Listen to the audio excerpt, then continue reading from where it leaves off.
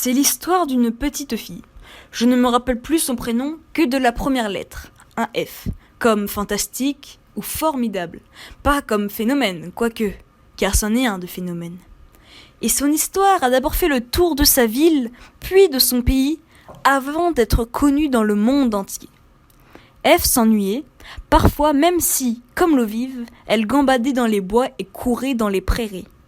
Un jour qu'elle s'ennuyait, elle trouva dans le grenier de sa maison une malle poussiéreuse mais d'apparence noble. On aurait dit la malle d'une famille princière en voyage.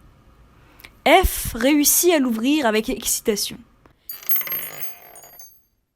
Qu'allait-elle découvrir ? Un trésor ? Un parchemin ? La malle, à peine ouverte au milieu du bric-à-brac, réfléchit sur une surface brillante, un rayon de soleil illumina la grange. Un miroir ?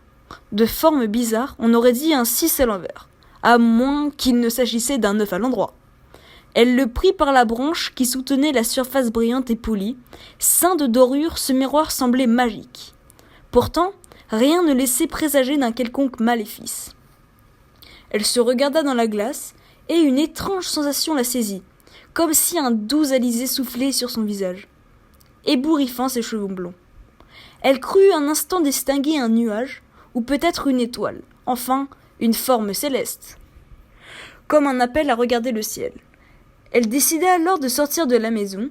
Le miroir dans la main, elle alla s'asseoir près du ruisseau, celui-là même qui, mélodieusement dans un léger clapotis parfois mêlé au couassement des grenouilles, l'endormait doucement, la préparant à une nuit ou une sieste peuplée de rêves.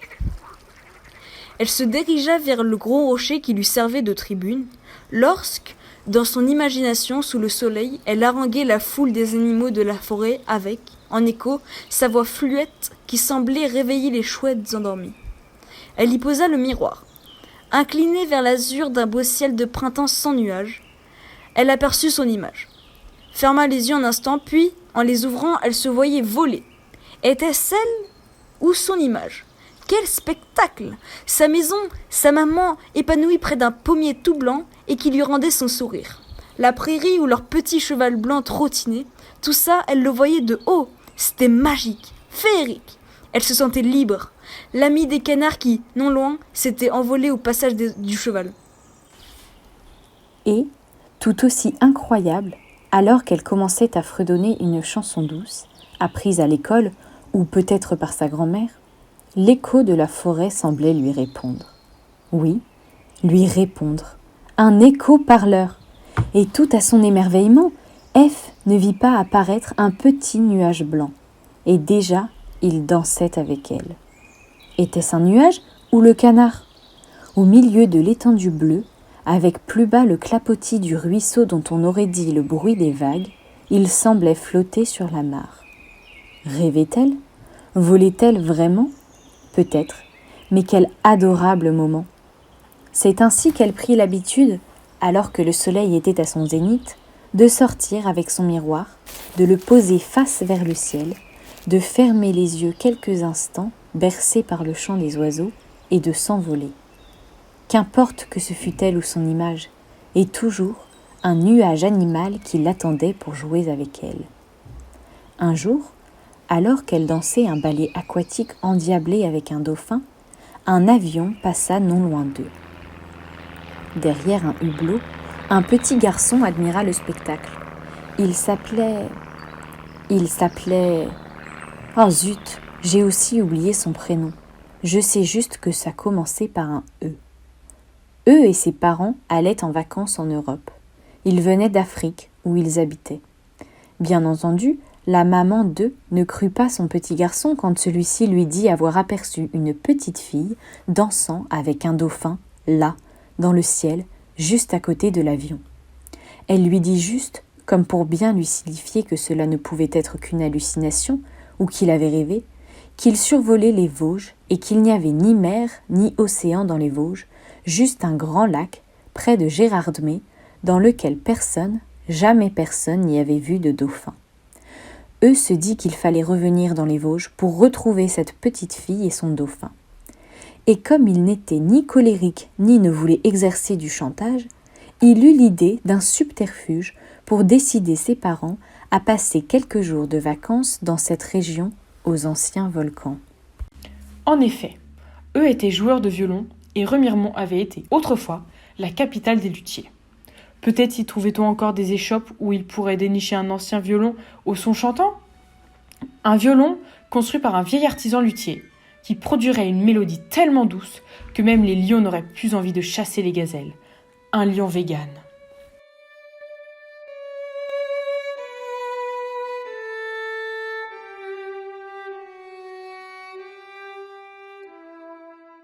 Le subterfuge fut efficace, car eux et ses parents vinrent à Remiremont avec l'intention, il est vrai, de profiter des eaux thermales d'une ancienne cité impériale toute proche, dont les bienfaits étaient connus au-delà des océans.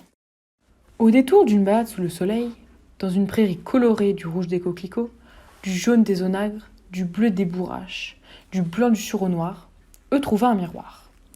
Un beau miroir, posé sur un rocher face au ciel, un miroir en forme de 9 à l'envers, à moins qu'il ne s'agisse d'un 6 à l'endroit. Étonné, il le prit dans la main, regarda instinctivement le ciel, mais, aveuglé par le soleil, il ne vit pas F, qui, cette fois, dansait avec un albatros majestueux. Tout juste entendit-il ce qu'il avait d'abord pris pour le bruissement des feuilles des arbres, le murmure de l'écho des forêts ballotté par un petit vent léger. Mais avant de partir, comme c'était leur dernier jour de vacances, il saisit les bribes d'une jolie poésie décrivant la danse d'un albatros et d'une sirène. Ces vers allaient s'inscrire dans sa tête et dans son cœur. Souvent, pour s'amuser, une sirène bien sage imite l'albatros, vaste oiseau des mers, qui danse avec elle, tout de près au voyage, vers des contrées lointaines, vers une nouvelle terre. Alors que eux étaient bien assis dans l'avion qui le ramenait chez lui, son miroir glissé dans la poche de son manteau, son regard fut attiré par une farandole de nuages qui suivait l'avion. Mais on aurait dit des animaux qui tournaient gaiement autour de... Ils n'arrivaient pas bien à voir. Peu à peu, la farandole se transformait en assemblée joyeuse où flottait le bruit d'un tam-tam. Les animaux devenaient des animaux de la savane. Ils reconnaissaient maintenant les mélodies maïsées et... Alors que l'avion commençait sa descente, il aperçut au milieu des danseurs une blanche prêtresse qui tourbillonnait aussi joyeusement.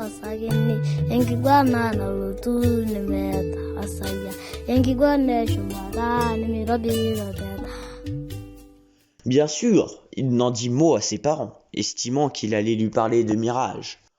À peine arrivé chez lui, le miroir toujours dans la main, courut vers une ancienne source, asséchée habituellement, mais d'où coulait ce soir-là un petit filet d'eau, au clapotis presque imperceptible. Le ciel était flamboyant, l'ocre virant au rouge, le soleil était sur le point de passer sous la ligne d'horizon. Il faisait encore jour néanmoins, bien qu'on devinait les premières étoiles, paresseuses, qui s'éveillaient doucement, et la lune plus majestueuse qui prenait son quart. Les hautes herbes alentour bruissaient sous un léger zéphyr. Eux en étaient sûrs. Un phénomène magique était sur le point de réveiller la savane qui, étrangement, depuis quelques instants s'était tue, présageant d'une arrivée surnaturelle, mais bien réelle. Eux ne furent donc pas surpris de voir apparaître F, entouré d'animaux sauvages mais calmes, avec au loin l'écho qui portait la voix de F jusqu'à sa maman. Assoupi sous un beau pommier aux fleurs, de l'autre côté des mers. « Ne t'inquiète pas, maman, je suis en Afrique. Rejoins-nous. »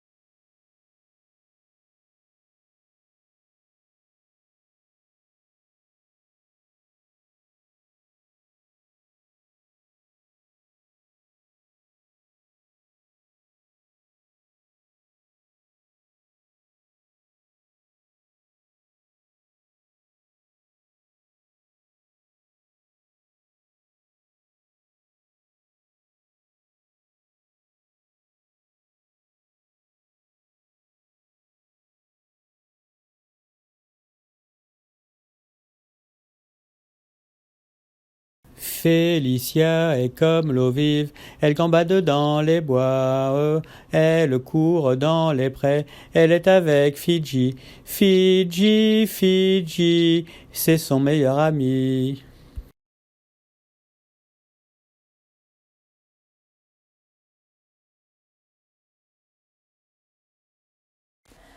Après avoir longtemps erré sur le rivage, où l'on voit lamenter tant de chétifs de cour, tu as atteint le bord où tout le monde court, fuyant de pauvreté le pénible servage. Nous autres, cependant, le long de cette plage, en vain tendons les mains vers le nautonnier sourd qui nous chasse bien loin, car pour le faire court, nous n'avons un quatrain pour payer le nolage. Ainsi donc, tu jouis du repos bien heureux, comme font là-bas ces doctes amoureux, bien avant dans un bois te pairs avec ta dame. Tu bois le long oubli de tes travaux passés, sans plus penser en ceux que tu as délaissés, criant dessus le port ou tirant la rame. Allez, joyeux anniversaire Félicia, c'était du Bélé.